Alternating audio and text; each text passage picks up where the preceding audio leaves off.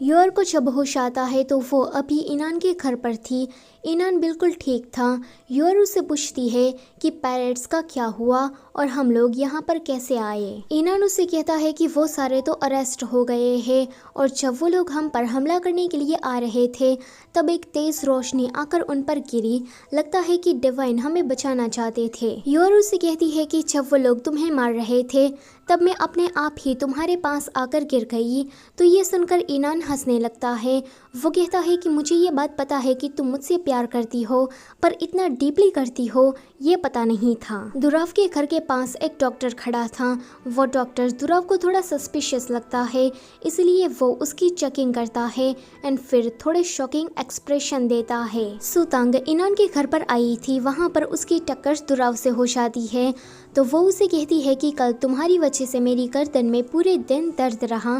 तो दुराव उससे कहता है कि कल मैंने तुम्हारी जान बचाई थी तो तुम्हें मुझे थैंक यू कहना चाहिए, लेकिन नहीं, तुम तो उल्टा मुझे बातें सुना रही हो। सुतांग उससे कहती है कि क्या मैंने तुमसे कहा था कि तुम मेरी मदद करो। तो वो कहता है कि नहीं, मेरी ही गलती थी, तुम रहो नाशुक्री। अभी मुझे तुम्हारे साथ बहस करने में अपना टाइम खोटी नहीं करना है। इतना कहकर वो योर के पास जाता है तो योर ईनान की तारीफ कर रही थी कि वो कितना ज्यादा अच्छा है। तो दुराव उससे कहता है कि ईनान तुम्हें उल्लू बना रहा है। दूसरी तरफ ईनान योर के डैड से अपनी शादी के बारे में बात कर रहा था। तो दुराव आकर कहता है कि तुमने योर के डैड को जान से मारने की कोशिश की है तो योर तुमसे शादी क्यों करेगी। तभी ही वहाँ पर वो डॉक्टर आकर कहता है कि ईनान ने योर के डैड को जो दवाई खिलाई है असल में वो एक जहर है। योर तो ईनान को सबके सामने एक चाटा ही लगा देती है, पर तभी ही वहाँ पर ईनान का डॉक्टर आकर कहता है कि योर के डैड को जो जहर वाली दवा दी है असल में तो वो जहर ही है, पर योर के डैड को जो बीमारी है इसका वो तोड़ है। सच्चाई पता लगने के बाद होना क्या था, दुराव शॉक, ईनान रॉक। ईनान योर को लेकर साइड में आता है। योर उसे कहती है कि मुझे माफ करना, मैंने बिना सोचे समझे तुम्हें चाटा लगा दिया। तुम मेरी काफी मदद कर रहे हो, फिर भी आज मैंने तुम पर शक किया। अब मैंने फैसला किया है कि मैं कैपिटल नहीं जाने वाली। तो वो उसे कहता है कि तुम्हें वहाँ जाकर अपना इलाज करवा लेना चाहिए।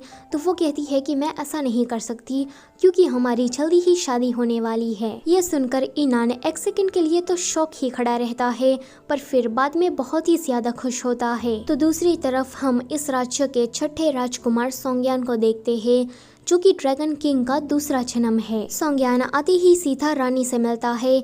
वहाँ पर चिंग्याओ नाम की एक लड़की भी थी। चिंग्याओ सोंग्यान को बचपन से ही पसंद करती है, पर सोंग्यान को देखकर ऐसा लगता है कि उसे चिंग्याओ में जरा सा भी इंटरेस्ट नहीं है। यह जो रानी है वो सोंग्यान की आंटी है। सोंग्यान की माँ तो बचपन में ही गुजर गई थी और बचपन से ही सोंग्यान किसी दूसरे सिटी में एज अ हॉस्टेज रहता था। सोंग्यान खाने को देखकर कहता है कि मैंने हुआजियान आइलैंड के बारे में काफ़ी बातें सुनी है कि वहाँ पर काफ़ी डिलीशियस फूड मिलता है, तो मुझे भी एक बार वहाँ पर जाना है। रानी उसे मना करती है कि वहाँ पर तो पायरेट्स का अटैक होता रहता है, तुम किसी खतरे में पड़ जाओगे, इससे अच्छा कि तुम यहीं पर ही रहो। योर अपनी शादी की शॉपिंग करने के लिए मार्केट में घूम रही थी तो कुछ लोग आकर उसे थैंक यू वगैरह कहने लगते हैं।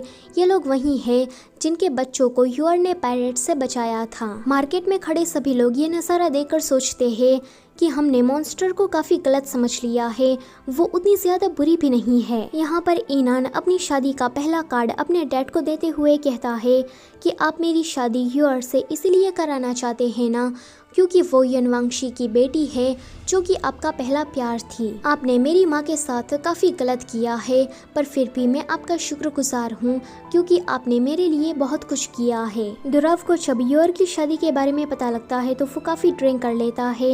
यहाँ पर हमें एक फ्लैशबैक में दिखाया जाता है कि दुराव और योर ने झूठ मूठ की शादी बचपन में ही कर ली थी और उन दोनों ने वादा किया था कि वो दोनों बड़े होकर शादी करेंगे। दरअसल में दुराव ये सारी बातें सोच रहा था।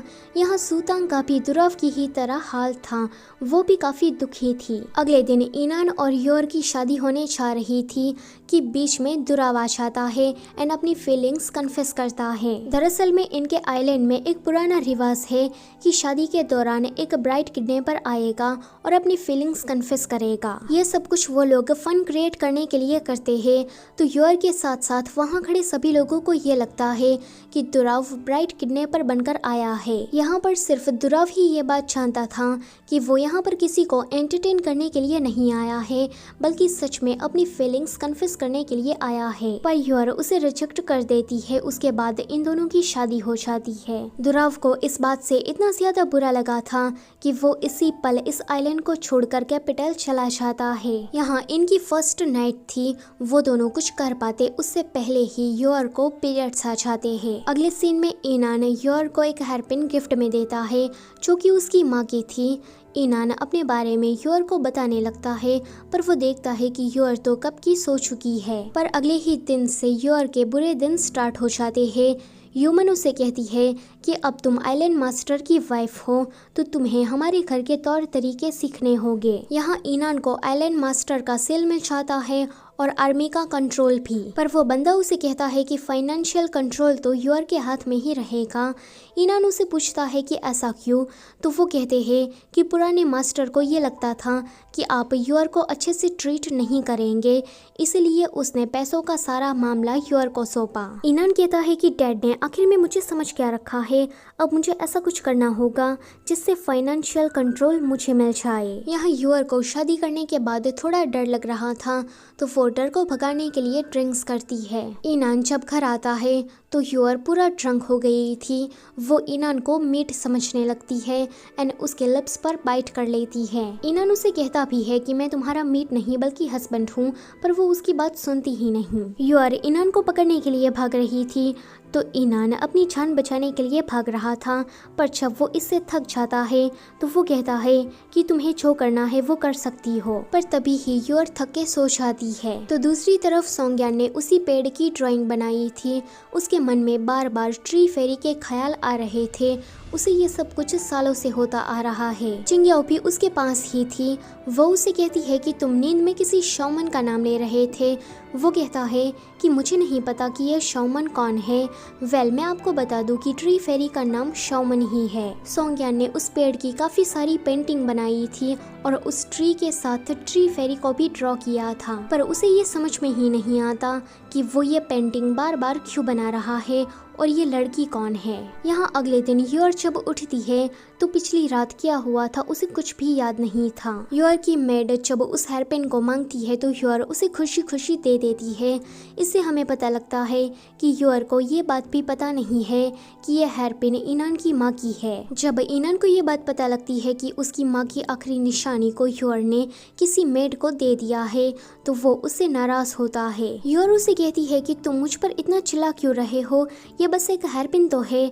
वो उसे पूछता है कि तुमने मुझसे शादी क्यों की, क्या तुम मुझसे प्यार करती हो।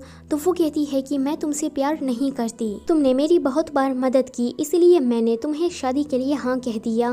ये बात तो ईनान के दिल पर जाकर लगती है। अगले सीन में हम देखते हैं कि ईनान काफी ड्रिंक कर रहा था। उसके पास सुतांग आकर अपनी फीलिंग्स कन्फेस करती है कि पिछले 10 सालों से मैं तुम्हें पसंद करती हूँ, पर तुमने किसी दूसरी लड़की से शादी कर ली। अब तुम पर से मूव ऑन होना मेरे लिए काफी मुश्किल हो रहा है। ईनान जो कि ड्रंक था वो उसके कंधे पर सर रखकर सो जाता है। यूर दूर से ही उन दोनों को इस तरह से देखकर सोचती है कि अच्छा तो वो रूमर सच था, इन दोनों का सच में अफेयर चल रहा है। हाँ, शायद यही रीजन होगा कि वो मुझसे इतना नाराज हो गया। अगले दिन यूर ईनान के पास खाना लेकर जाती है एंड कहती है कि अब मुझे सब कुछ समझ में आ गया है कि तुम किस वजह से मुझसे नाराज हो। ईनान को तो लग रहा था कि वो उसकी माँ की हेयरपिन के लिए उसे माफी मांगेगी, पर यूर उसे कहती है कि तुम सुतांग को अपनी कॉन्क्यूबाइन बना सकते हो। नहीं, ये ठीक नहीं रहेगा। अच्छा, ऐसा करते हैं कि तुम उसे अपनी लीगल वाइफ बना दो और मैं तुम्हारी कॉन्क्यूबाइन बनकर रहूंगी। ये सुनकर तो ईनान को उस पर और भी ज्यादा गुस्सा आने लगता है। वो कहता है कि तुमने आखिर में मुझे किस तरह का पति समझकर रखा है। तो वो कहती है कि तुम मुझ पर चिल्लाना बंद करो। एक तो मैंने तुम्हारे लिए छक्कर इतनी मेहनत करके खाना बनाया, फिर भी तुम लाल टमाटर की तरह मुंह फुलाकर बैठे हो। ईनान कहता है कि गेट आउट। तो वो कहती है कि तुम्हारे साथ रहना भी कौन चाहता है।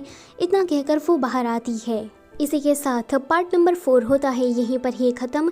वीडियो से जाने से पहले लाइक, शेयर और चैनल को सब्सक्राइब करना मत भूलना। Thank you for watching.